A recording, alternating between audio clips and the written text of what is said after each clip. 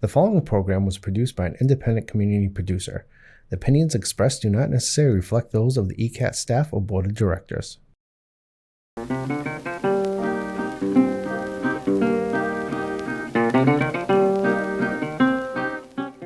Good afternoon and welcome once again to Service Matters. This is a weekly radio show that talks about the good things that are happening in local communities and beyond. We talk about the good things that people do to make a difference. And in many cases, they may end up making dreams real for some folks out there who may be in serious need. You're listening to WPRO, the voice of Southern New England. You can hear us on AM 630 or FM 99.7. We are indeed a Cumulus station.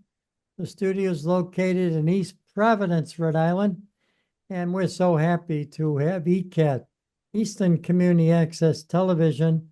They today are televising a radio show, and they're doing it certainly to show support for good things that are out there happening.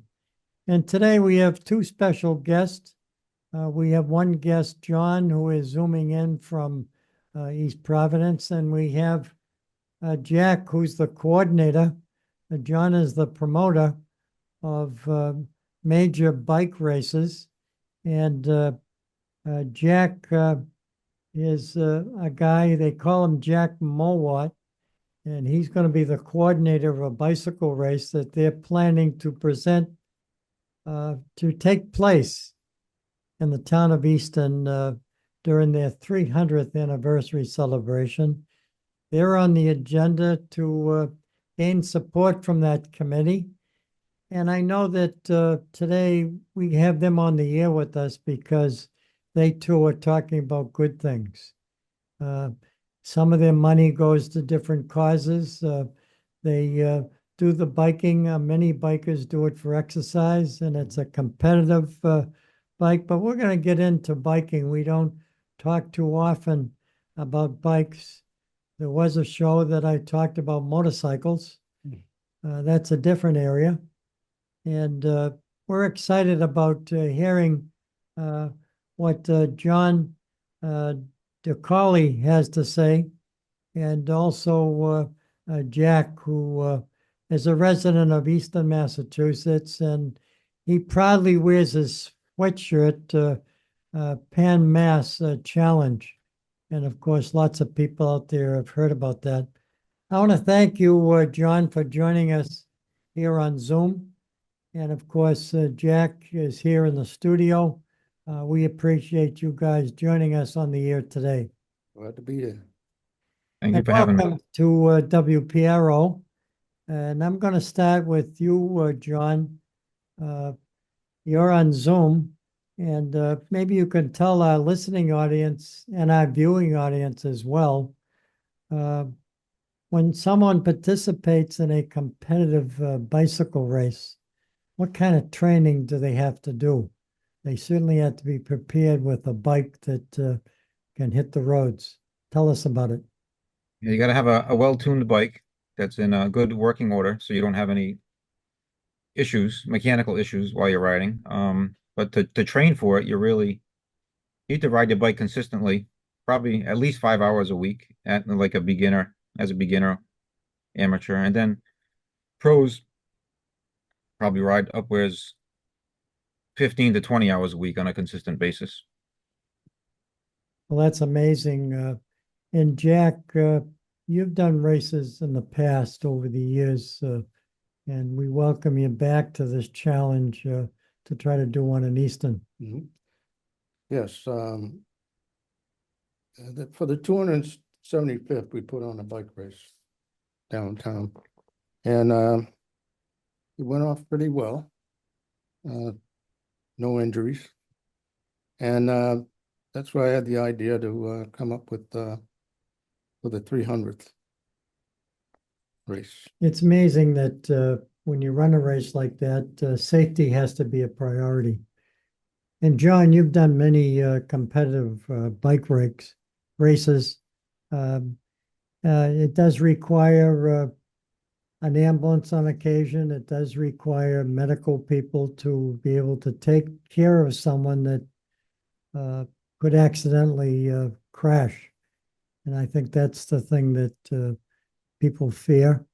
You've done a lot of organized a lot of bike races. Is there usually something that happens at every event, or is that unusual? There's usually generally an accident might happen. Because when you're riding, racing, you're very close together. And if someone's not paying attention, it's very easy to touch wheels, and then generally the person behind is Well- gonna probably go down. Or beside. Yeah, yeah, it's not too difficult if someone just loses focus to get a little bit of road rash. And pretty much that's the majority of what happens from sliding on the asphalt. It's something that you got to be prepared for, but it takes lots of volunteers to make a bike race work. It's not just let's have a race, sign up, and off you go. You have to have road guides. Mhm. I remember John and Jack watching a race at one time, and the road guide took a break, and the biker ended up going the wrong way. And he ended up, we had to send a cruiser after him to bring him back, Oh, put him on the route. You certainly don't want to see something like that happen. So it does take lots of volunteers. Can you give Yeah. us an idea, John, of some of the races that take place out there in different towns? I know there's one in Rhode Island, and I know that we've had them in Boston, but where are some of the races that actually take place?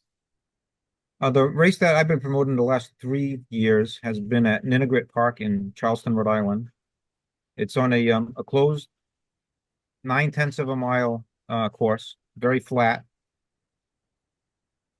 We'll race all day, have about 8 different categories of races, from novice, first timers. We have women's categories, juniors categories, pro categories, and then it probably takes about 20 volunteers to keep everything running smooth from registration. We feed the volunteers, keeping the course markings in place. That course is fairly simple because it's a closed course, and there's only the road. It's only the course that you're on. There's no wrong ways to go. So you just got to make sure it stays clear. What's the People story stay- with the USA Cycling? I know that it's a governing body for all disciplines of competitive bicycling in the USA. Is that a standard procedure, or is that just for other races? well, So they're like the governing body. So if you're gonna, that's how you gain points to move forward in your own category. There are other bodies, but USA Cycling is primarily the go-to that we use. They provide us with insurance. The racer gets insurance when they register. And they Once we pay get they pay a What? registration fee. yes, once we get permission from the town to use a certain course, we have to apply. We have to provide them with the course details, giving them an emergency management plan. Just who's going to do registration, where we're going to have registration listed, and then once they approve it, we get the ball rolling and post it on Bike Reg, and that's how people would register for the race. And Jack, I know you're excited about having a competitive bicycle race here in the town of Easton, Massachusetts.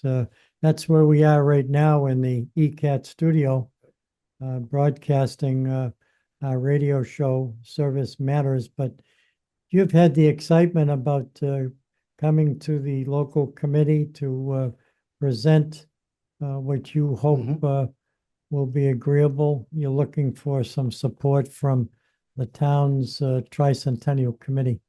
absolutely, yes.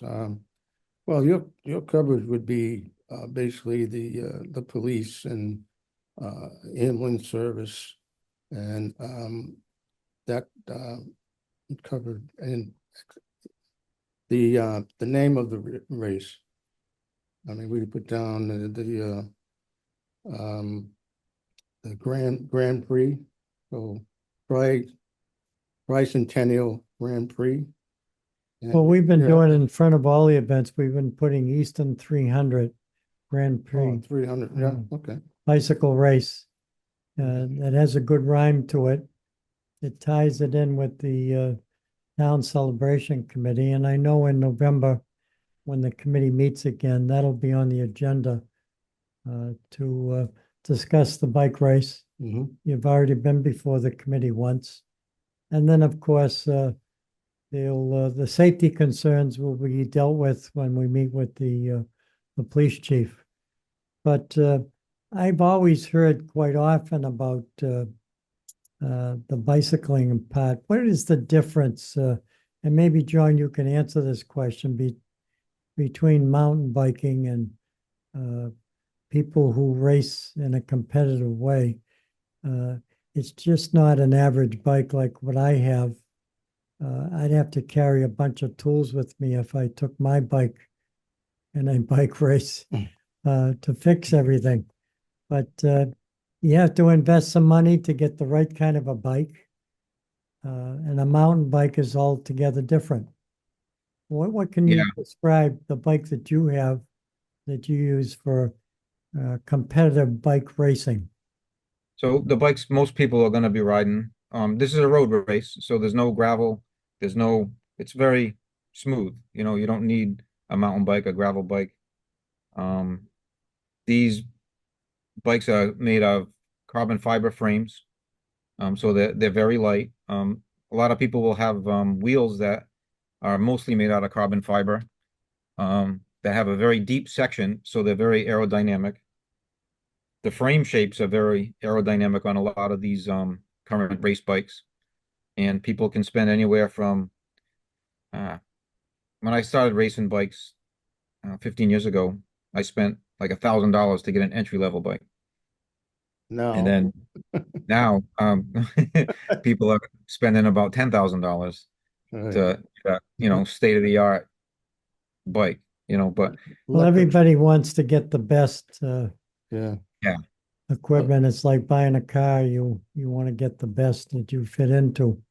But you don't necessarily need the best bike, because a lot of it is the motor that's driving it. And Which is the better your training is, the better your fitness is, the right. better your diet is, the better the chance you have. So And it's of not all course, helmets are required.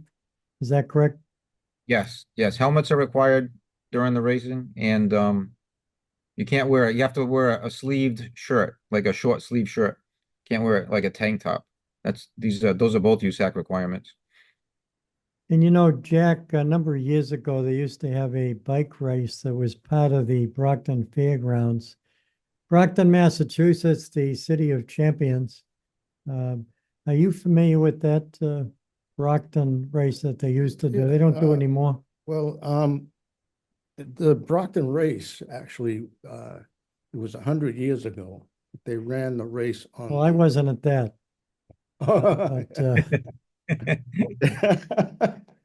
But it's something that was very popular at the time.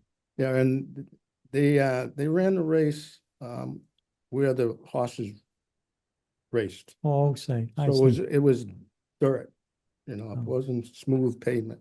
A lot different.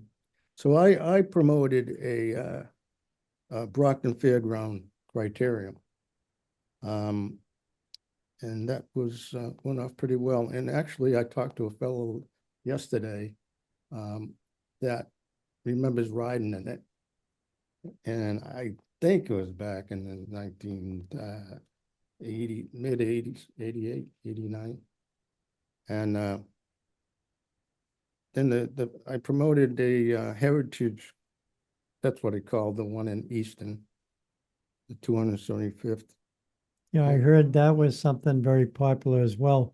I'm going to come back to you on that, Jack. We have to take a quick break. I'm Dave Clifton, happy to be hosting the show called Service Matters. You're listening to WPRO, the voice of Southern New England. Hurry back. Welcome, ladies and gentlemen, boys and girls, residents of Easton, friends and neighbors. This is Bill Ames, co-host with Priscilla Almquist Olson of the Film Connection on ECAT now for over 20 years. We're very proud of that. And we like to interview guests from Easton who have been involved in the film business, actors, producers. We're very fortunate today to have a producer of a film.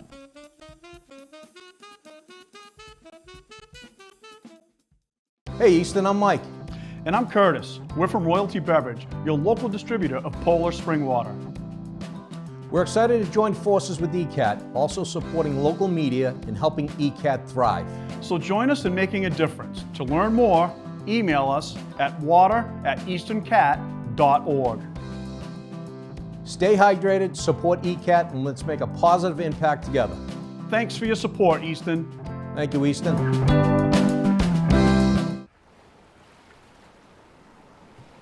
Yeah, this is the life. Just relaxing by the beach. What could be better than this? I've got an idea. What? I'd really like to find a forever home. Forever home? Yeah, like Jack Ryan talks about on Easton News. A forever home. All those animals at the APCSM, they get forever homes. Why not us? Listen, man, I hate to tell you this. Tell me what? Come on, tell me. Look, I can take it. Look at me. Come on, tell me. I can take it. Come on. We're not real. What are you talking about? Of course we're real. Look at us. We're sitting here on the beach, on vacation, being served raw meat, mind you. We're having a great time. How are we not real? No, thank you. I'm good. I've had enough. I've had enough. Thank you. What are you talking about? Of course we're real. Look, it's not that we're not real. We're just not living, breathing animals. You don't even have a mouth, dude. Well, oh yeah? Well, your eyes are just plastic. Right back at you.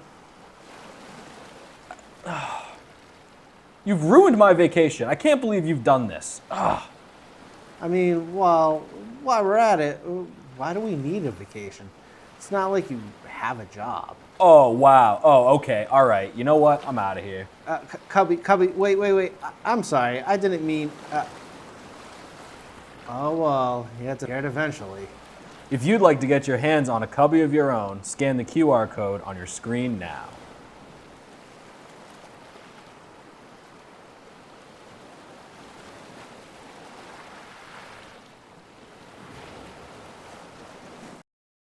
In 2023, Easton is a tight-knit community of 25,000 people. But with the hustle and bustle of modern life, it's easy to forget our past. A time when Easton's population was 6,000. Everybody knew who everybody and everybody was. And there was respect. There was respect for everyone. When kids enjoyed great freedom and independence. Everybody was poor at today's standards, but we all were in the same boat and we enjoyed life. So join me, Priscilla Almquist Olson, as I explore what makes Easton so very special with some of its lifetime residents. I think Easton has so much to offer, and if you're living in a community, you have to know it.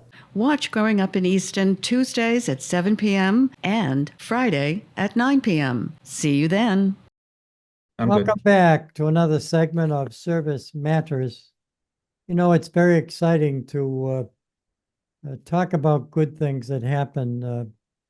Someone said to me the other day from Rhode Island that they were from Providence, that they listen to the show each week because it's a positive show.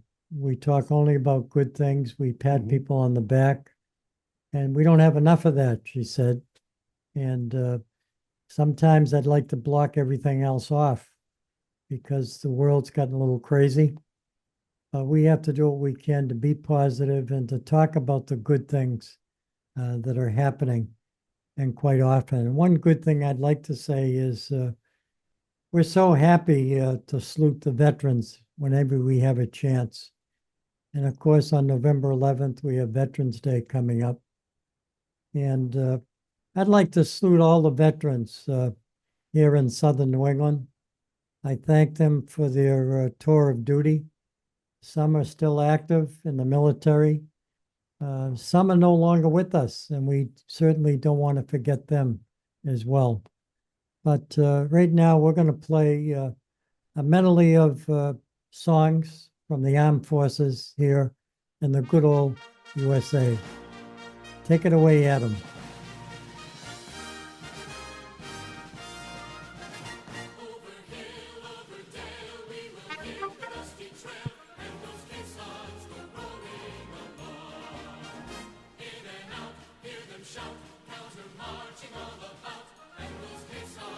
Hats off to the U.S. Army. We appreciate all the folks in the armed forces.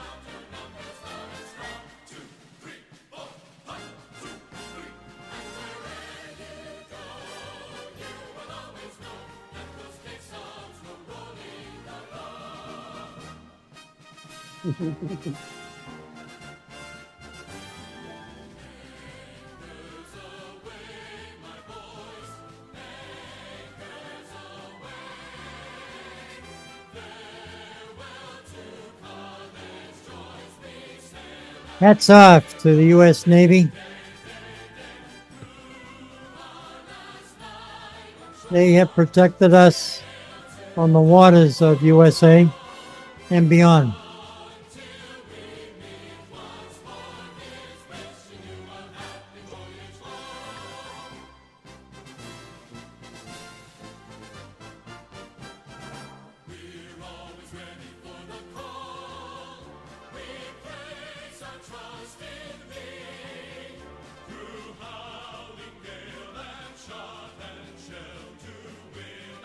I got some neighbors in the Coast Guard.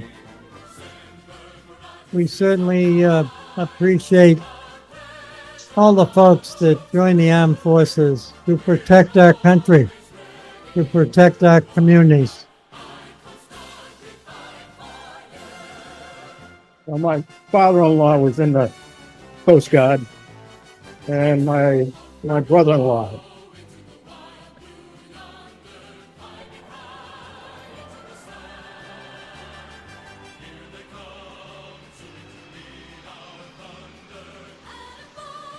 Yes, we also appreciate the Air Force as they fly over to protect the good old USA and salute the red, white, and blue, the American flag. How proud we are of that flag.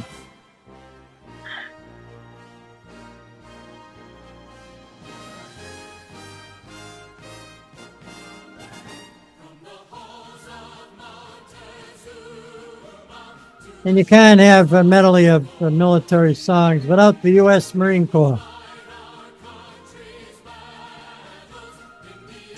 A big shout out and thank you to Governor Ryan, I should say General, a two-star general, my son-in-law, Ryan Heritage, U.S. Marine Corps.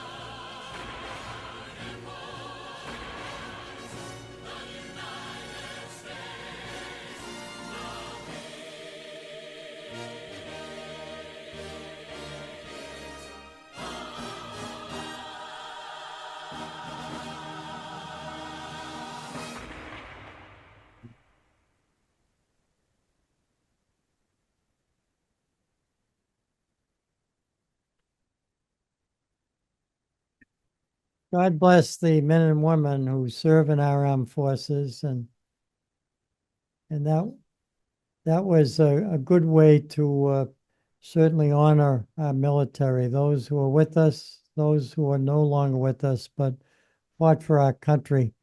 And of course, November 11th is a big day. And we certainly will be honoring them again when November 11th arrives. Today, we're talking about two gentlemen who are very much into competitive bike racing. One branch that we never mentioned in terms of the military is the Space Division, which they have their own jobs and responsibilities, and we salute them as well. But let's get back to all the bike races that are scattered around the country. And of course, we have two people here that are very much into bike racing. Jon DelColle, am I pronouncing that right, Jon? Yeah, DelColle. DelColle. That Right. helps a little bit. Yeah. And of course, we got Jack Mowatt. He's from Easton, Massachusetts, and he's excited about making this bike race happen in 2025. What would you like to say about that race, Jack? The race coming up is will be staged at the Easton School Complex, and it's a one mile loop. And along the route, you'll find there'll be John will be supplying his members to be marshals, and there'll be hay bales around the course to protect any riders from hitting any obstacles along the route. Good point. Yeah, and the police will be there. We're looking to have food trucks on the route. Well, not on the route, but on the sidelines. One of the things we're going to have to do, Jack, is to get permission from the school department to Absolutely, start the yes. race there. Yes. So that's another procedure that we can talk to the superintendent about, and it may get school committee approval. But, and then meeting with the police chief to talk about the safety issues. And maybe we can do some of that before we have our next meeting, just so that we'll are right on track. The reason why I came up with that location is my daughter ran the Pan Mass Challenge Kids Ride in the same location. It's I remember seeing that. I also know that you built bikes for your own grandchildren. yes, at the after. Well, that's what I do now. Are those competitive bikes? Could I use Yeah. one of those to compete in Sure, this race? Take the one that has training wheels on it. Yeah. We're going to take another short, quick break. I'm Dave Clifton, and I got Jack and Jon. You can call me Jill to make it easier. And I know that Jon, I can see on Zoom that you have a lot of packages behind you. Are those going to be delivered to my house? You think about that. We're going to take a short break after these important messages. Good afternoon, everyone. I'm Abby Malafato. And I'm Coming to you from 50 Oliver in Northeastern, this is Easton News and Don't have time to stay up and watch ECAT channels all day long, or miss your favorite show's time slot? Don't worry, ECAT has a YouTube channel that has all the programs that we show, so you don't have to miss any of the episodes or catch up on past episodes. Search Easton Cat TV, with TV being the only capital letters. The YouTube channel has playlists for every program, even some of the programs you can download a podcast version. We even stream live events through our channel. To stay up to date with ECAT programming, make sure you look up ECAT's YouTube channel. And don't forget to subscribe so you can get all the alerts for the new programming premiere, and change the alerts to all to make sure you receive all of them. Remember to search Easton Cat TV, with TV being the capital letters. So there's no reason to miss any of the ECAT programming. Enjoy. Hey Easton, I'm Mike. And I'm Curtis. We're from Royalty Beverage, your local distributor of Polar Spring Water. We're excited to join forces with ECAT, also supporting local media and helping ECAT thrive. So join us in making a difference. To learn more, email us at water@eastoncat.org. ecatlocals.org. Stay hydrated, support ECAT, and let's make a positive impact together. Thanks for your support, Easton. Thank you, Easton.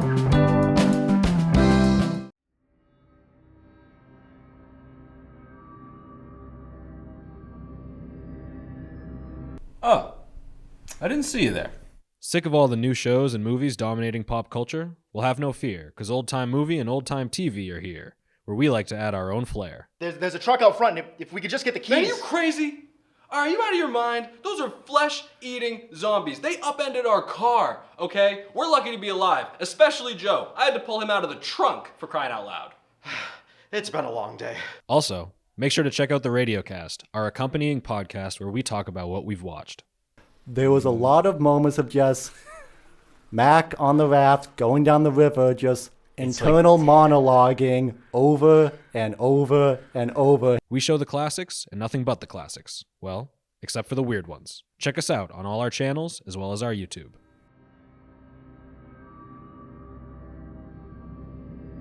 Here we go. My name is Harrison Young, and after 13 years of talk show experience, I seek to bring you the best in interviews with some of the very best guests around, including, and here we are, experts. I've seen thousands of demons actually come out of the mirror one time. Wow. Musical guests and artists. If I say how I feel, would you really listen? And interesting characters of all types. I threw that kid across the classroom. Look, he didn't try that ever again. Wow. Join me at Topic Time on your Easton cable station anytime they want to play it. And from what I understand, that's quite a few times a day. And I love it. Welcome back to another segment of Service Matters. You know, I've been doing this show for 15 years over at WPRO. And it's interesting talking about good things. I never have a problem talking about good things. And I always remember being at Dunkin' Donuts at the window in Rhode Island, and the guy in front of me paid for my coffee and just waved his hand up in the air. I didn't know if he knew me, so I waved to him. And when I went to pay, the waitress said that the guy in front of you paid. He wanted to do a good deed. So I waved my hand and thanked him, and I decided to buy the coffee for the person behind me. But I didn't look in the mirror. I didn't realize that I had about 7 people in the car. I would do it anyways, regardless of the size of the crowd. But it really confused the waitress because she didn't know who was paying for what after a while. Because once the car behind me came to the window, and she tooted her horn and said, "Thank you so much," and all the kids got what they wanted. But they had already ordered it. They were going to the window to pick it up, so that's how I knew what the price was. And so she did it for the car behind her. That's why I say the waitress was a little confused. It wasn't a normal thing. She usually collected the money from the people who ordered the coffee. But anyways, that's an example of doing good things. So the guy that was in a Shaw's supermarket, and the woman in front of me, in front of him, was searching for a wallet. She couldn't find it. She had a carriage and a half full of groceries. I was behind him. And he says, "Ma'am, let me take care of this for you." So he paid for her groceries. Wow. And she was in tears. And there's not enough good things out there that we talk about or we recognize. There are people who bend over backwards to serve others. Instead, when you pick up a newspaper or magazine, it's always talking about things that went sour. Or maybe there was a family burned out of a fire. Instead of talking about the firefighters and the EMTs and the people that came to the rescue, we talk about how the the house burned. And so I encourage people out there to do what you can to help and serve your neighbor. And we encourage people, if there is a bike race, a competitive bike race on the town of Easton, would you be going to other towns, and do you provide prizes? Go ahead, John, you go first.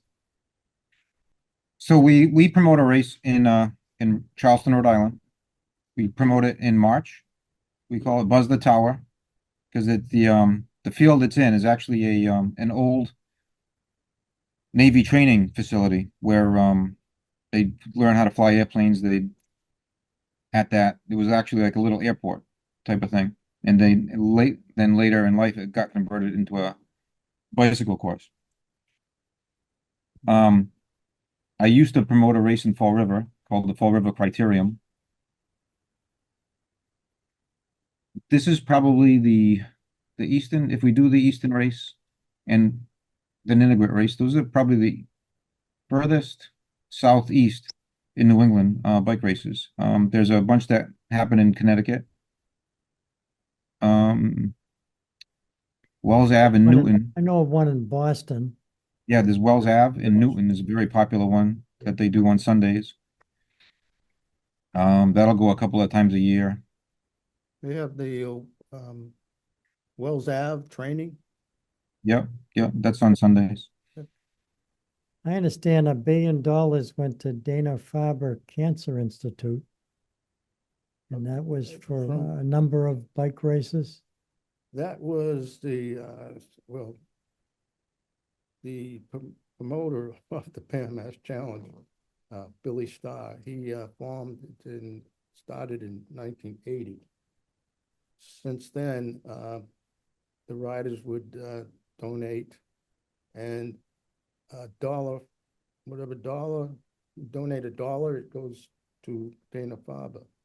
So from 1980 to present, that's terrific. $1 billion. That's certainly good raised. news. You know, I remember Bill Gates Jr. He donated to Rotary International $1 or $2, I think he bumped it, for every dollar raised or $2 raised towards the eradication of polio in the world. Yes. And wow. How generous he Yes. was to put his money in serious causes. And I thank the Pan Mass Challenge for making something like that happen. A terrific fundraiser. $1 billion is a lot of money. There is that. The way things are going, $1 billion is not a lot of money, I guess. But I got to tell you, at some point, I wanted to congratulate the town of Easton, Massachusetts, where you live, Jack, and I live, for coming up with a 300th anniversary celebration. It's going to be for the entire year. The theme for the celebration is bringing families and community together, and how important that is. So it's a tricentennial celebration. The select board in the town appointed 10 people to head up the tricentennial committee, and the committee added 2 other members. We call them honorary co-chairs, and the Ames brothers, and they are part of the committee. And then we add another 40 people who are involved as coordinators for all the events. And one of the questions that most people ask are, what are some of those signature events that you're talking about? Well, it opens up with a kickoff event at Stonehill College, and that is scheduled for January 4th. We're going to toast the New Year, New Year's Eve. We have an art festival coming up on April 26th. They call it an art and cultural festival. It'll be at one of the historical buildings. They call it the Oak Ames Memorial Hall. We have on June 14th, which happens to be Flag Day, there's going to be a family picnic There's going to be a salute to the red, white, and blue, the American flag, with two of the largest flags that you can find, which takes 35 people to hold. There's going to be a concert from 7 to 9 and fireworks going off at 9 p.m., all on the school property at Oliver Ames High School. There's going to be a giant parade on July 12th. It's going to start at the monument. That's on Center Street. It's going to go the length of Center Street. It's about a 2-mile parade. It's going to take a right on Main Street, and it's going to be one of the largest parades the town of Easton has had. And there's a block party scheduled for September 6th. And October 11th, there's going to be a bonfire, concert, and picnic hosted by the Lions Club. And finally, the anniversary gala at Stonehill College. That's going to be exciting. We thank all the sponsors. That'll be at the Sally Blair Ames facility. The Lee Williams Foundation is sponsoring that. And we're going to take another final short break. I'm Dave Clifton, happy to host this show called Service Matters. Hurry back. Hey, are you a fan of history? If so, come for a adventure with me, your host Drew Daugherty, as we explore some of the most impactful events of all time. We talk about U.S. history.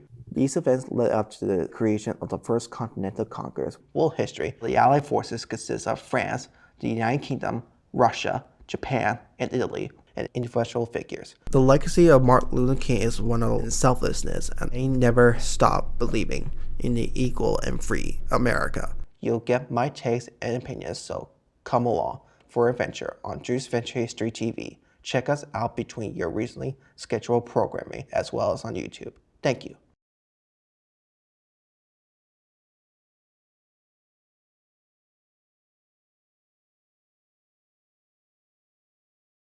Hi, I'm Ron Van Dam. I've been in radio for 3 decades now and have been doing a daily podcast-style show for a few years. But once a week, I come to the ECAT studio where they give me wine and cheese. Hey, welcome to the program. How are you? Good to be with you.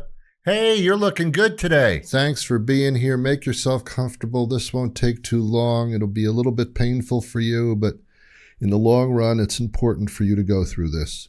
And I do a TV version of the podcast. I talk about what's going on in the world and in the area and give my opinions on things.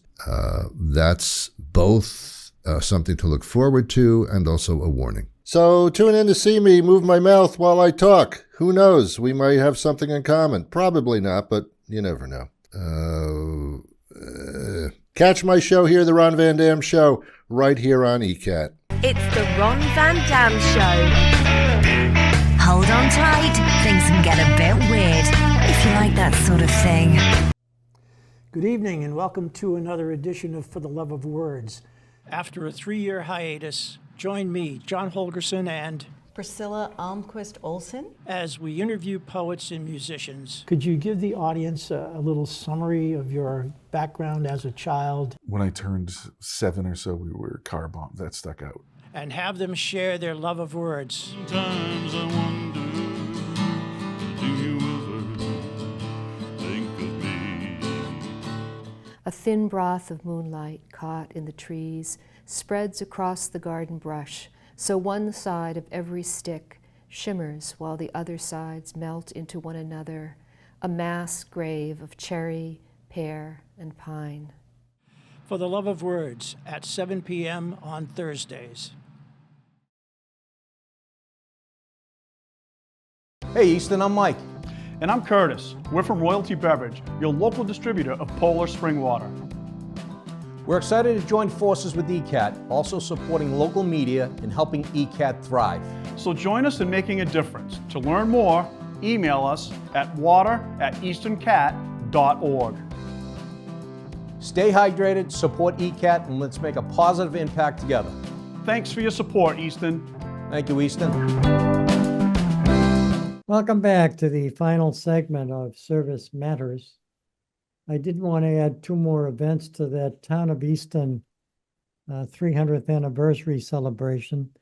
There's going to be an Easton 300 antique auto show with about 300 antique cars scheduled in the plans at Portland State Park.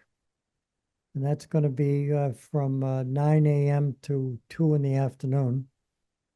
And that's a great event to be able to attend. There'll be food, refreshments, there'll be prizes. And on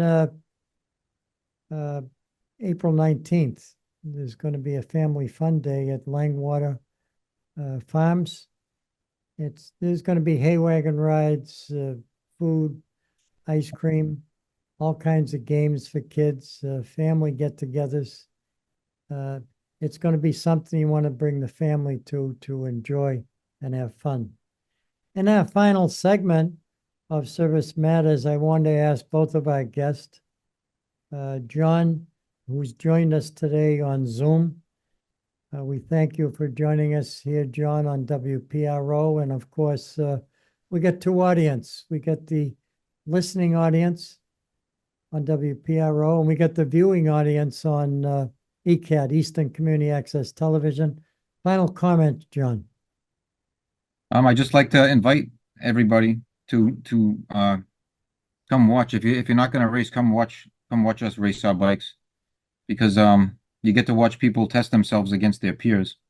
Because there's different levels of fitness that people are going to be at. And one of the things that keeps me so interested in bike racing is there's a lot of, it's almost like playing chess. There's a lot of strategy to it. When you're sitting in a group where there's like 30 bikes and it probably takes about, I don't know, 8 by 25-foot space. There's about 30 bikes in there. You're doing about 30 miles an hour. If you're not on the front row of that group of bikes, you're almost coasting to stay with that group, because you're not in the wind. When you're in the wind on the front, you're putting a lot more energy out, and it is costing you energy that you're going to need to possibly go on a breakaway or win the race. And trying to win a bike race it's very it's like very rare. I've been racing for 15 years. Jon, I know of someone who drives their vehicle so slow in the 55-mile zone. And I said, you're going so slow that bicycles are passing you. Not motorcycles, but bicycles. Yeah. And he kind of chuckled. And there are some people in 30-mile zones that go 55, and those are the ones that get pulled over. Any final comment you'd like to make, Jack? Well, to add what Jon said is that the racing that we do and what we're promoting is much like the Tour de France. So if you ever seen on television the Tour de France, that's exactly that's a biggie. Yeah, that's what you'll see on this race. And by the way, while you're thinking, I wanted to pass on my regards to your wife. I know she's very interested in the entire celebration. Absolutely. And it's when you think about the town of Easton, Massachusetts, lots of history. All you have to do is walk down the main street and see all the historic buildings. And it's amazing. And of course, there's a lot of history in the Providence area as well.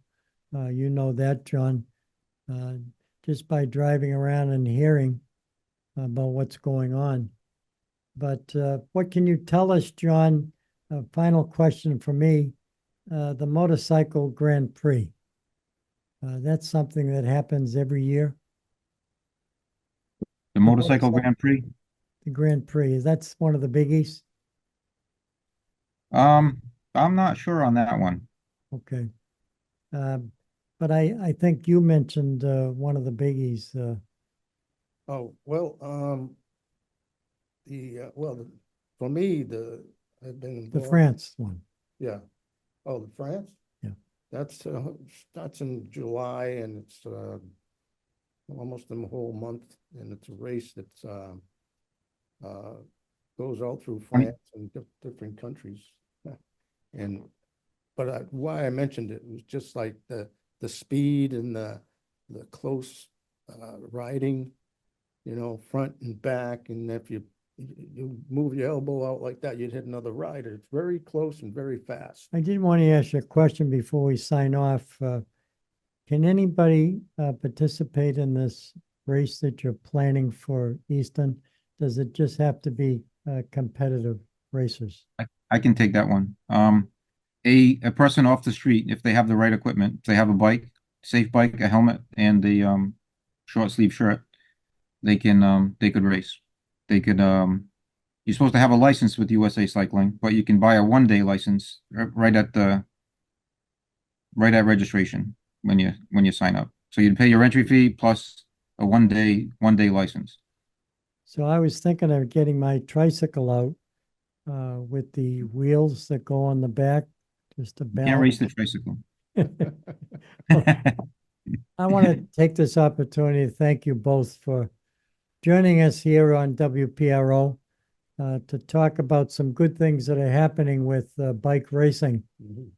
And making sure that when you plan your event in the town of Easton and present yourself before the committees, that safety certainly will always be a priority. And I thank you both for your time and your effort and sharing your time and your talent to make bike racing a reality.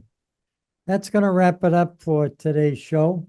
We had an opportunity today to not only talk about competitive bike racing, but we also had an opportunity to salute our veterans as we close in on Veterans Day, scheduled for November 11th. I say to each and every one of you out there, go forth to serve, do it with a smile on your face. And if you're going to do something good to help someone out, do it with the dignity that it deserves. This broadcast and cablecast has been a production of WPRO and ECAT. Have a terrific weekend.